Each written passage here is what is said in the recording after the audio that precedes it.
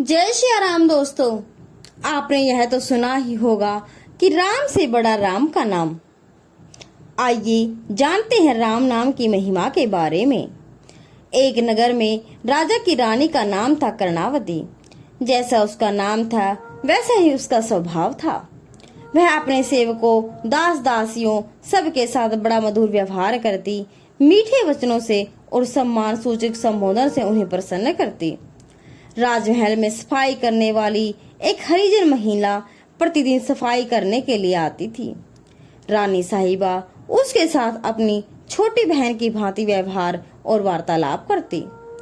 महारानी की पुत्री राजकुमारी नवयौवना अत्यंत ही सुंदर थी, जिस पर एक बार सफाई करने वाली हरिजन के पति की नजर पड़ गई।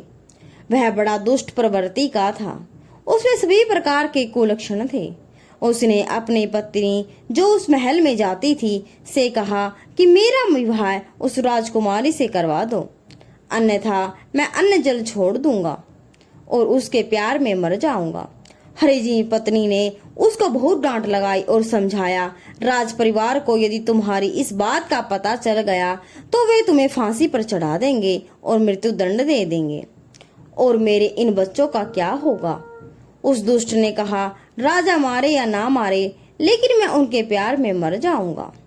वह बेचारी क्या कर सकती थी। दूसरे दिन रानी कर्णावती की नजर उसके उदासीन चेहरे पर पड़ी। उसने दासी के साथ उस सफाई कर्मी को अपने महल में बुलवाया और कहा, बहन आज उदास क्यों है? क्या संकट है तेरे ऊपर? उसने बेचारी ने रोते हुए रानी से कहा, रानी साहिबा जी, मैं आपको नहीं बता सकती। इतना घोर संकट है कि मैं आपके साथ जबान से बयां भी नहीं कर सकती। ऐसे कहते हुए वह खूब रोने लगी। रानी में उसको अभयदान देकर धैर्य बंधाते हुए कहा, कुछ भी है तू मुझे बता दे। वह रोती हुई अपने दुष्ट पति की सारी करतूत बता देती है। रानी ने हंसकर कहा, तू सारा फिक्र छोड़ दे, तेरे पति को मेरे पास भेज दे। मैं अपनी राजकुमारी का विवाह उस हरिजन के साथ कर दूंगी। उसे ऐसी अनहोनी बात पर विश्वास ही नहीं हो रहा था। फिर भी उसने अपनी बात को रानी साहिबा की बात कह दी। उसके पति का नाम कालू हरिजन था। वह बहुत ही आनंदित होकर महल में चला गया। रानी साहिबा ने उससे कहा, मैं अपनी पुत्री का विवाह तुम्हारे साथ कर दूंगी, लेकिन इससे पहले तुम्हें हमारी एक शर्त मंजूर करनी पड़ेगी। वह बोला, इस काम के लिए मैं अपनी जान तक कुर्बान कर सकता हूँ। रानी ने कहा, हमारे बाग में तुम्हारे लिए एक झोपड़ी बना दी जाएगी। तुम अपने घर नहीं जाओगे। जैसा ही राजमहल से रूखा सूखा भोजन मिले वही भोजन तुम्हें करना होगा। दिन और रात राम राम राम राम के नाम का जप करना पड़ेगा।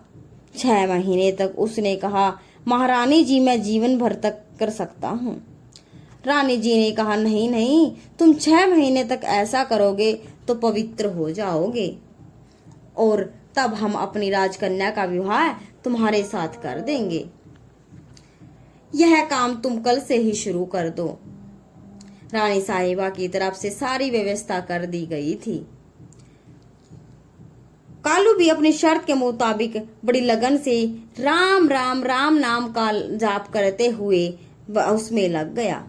उसको भोजन भी बहुत ही कम मात्रा में दिया जाता था। राम नाम के प्रभाव से उसका मन पवित्र होता गया।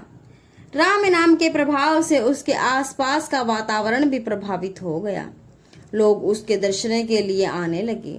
दर्शनार्थियों की भीड़ जुटने लगी। कुछ ही महीनों में उसका मन एकदम पवित्र हो गया। उसके अंदर का भंगीपना मर गया।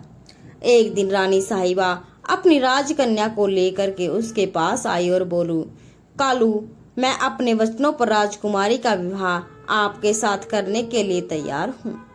कालू ने हाथ जोड़कर रानी साहिबा को साष्टांग प्रणाम करते हुए कहा, रानी साहिबा जी, मुझे क्षमा कर दो।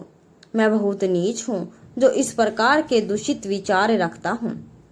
माता जी, आप मुझे क्षमा करें।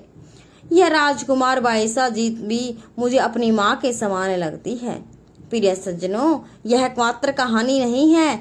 मन में कभी भी दूषित विचार आते हों मन मलिन होता हो, मन में किसी प्रकार का विक्षेप आता हो, आप इस प्रयोग को करके देख लीजिए, आपका मन पवित्र हो जाएगा। घर में किसी सदस्य से किसी बात पर झगड़ा फसाद हो जाता हो तो श्री राम जय सिया राम जय सिया राम का कीर्तन करते हुए देख लीजिए, सब विवाद खत्म हो जाएगा। दोस्तों, आशा करते हैं कि आपको राम नाम की महिमा के बारे में पता चल गया होगा। अगर आपको यह कहानी पसंद आए तो कमेंट बॉक्स में जय सिया राम जरूर रखें। जय सिया राम।